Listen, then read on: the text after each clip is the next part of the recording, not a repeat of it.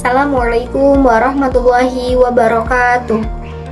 Saya Sabrina Kamalin, mahasiswa semester 1 dengan NIM 2486208191, Prodi Pendidikan Agama Islam di PTIQ Jakarta.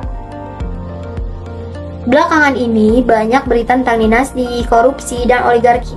Banyak negara di dunia, termasuk di era sekarang, yang menghadapi tantangan ini, di mana kekuasaan bukan lagi ditentukan oleh rakyat, tapi lebih banyak ditentukan oleh uang, jaringan, dan kekuatan ekonomi.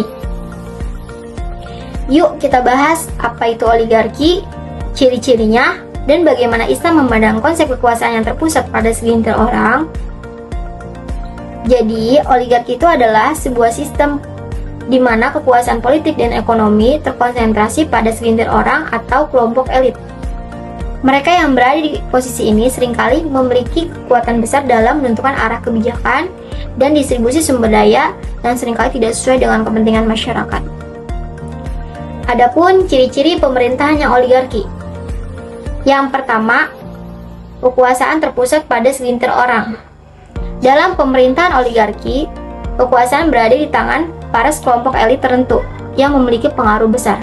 Kelompok ini bisa terdiri dari kelompok partai, sekelompok keluarga, atau bahkan orang-orang pemegang finansial negara. Yang kedua, kurangnya partisipasi rakyat dalam keputusan politik. Ya, dalam pemerintahan oligarki, partisipasi rakyat seringkali terbatas. Meskipun ada pemilu atau proses demokrasi lainnya, proses tersebut hanya menjadi formalitas.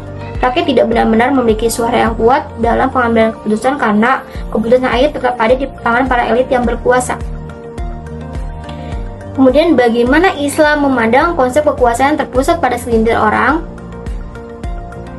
Secara keseluruhan, oligarki tidak sejalan dengan prinsip Islam, karena Islam mengajarkan bahwa kekuasaan adalah amanah yang harus dijalankan dengan adil, transparan, dan kemaslahatan untuk rakyat, bukan untuk kepentingan sekelompok kecil tertentu. Adapun beberapa pandangan Islam terkait hal ini. Yang pertama, keadilan. Pemimpin harus bersikap adil terhadap seluruh rakyatnya, tanpa memihak golongan tertentu.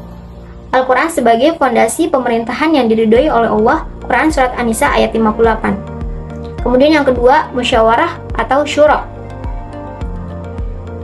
Islam mengajarkan pengambilan keputusan penting harus berdasarkan musyawarah, bukan keputusan sepihak oleh kelompok kecil elit. Quran Surat Asy-Syura ayat 30.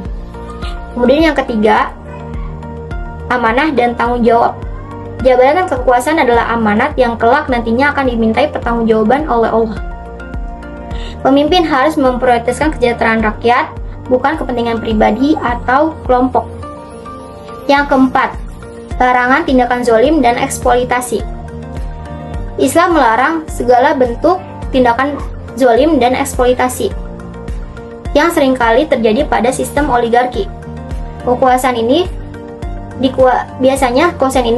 dikuasai oleh sekelompok kecil elit yang biasanya muncul ketidakadilan ekonomi dan sosial yang akhirnya tidak sejalan dengan prinsip Islam. Kurang lebihnya dari saya, mohon maaf. Wassalamualaikum warahmatullahi wabarakatuh.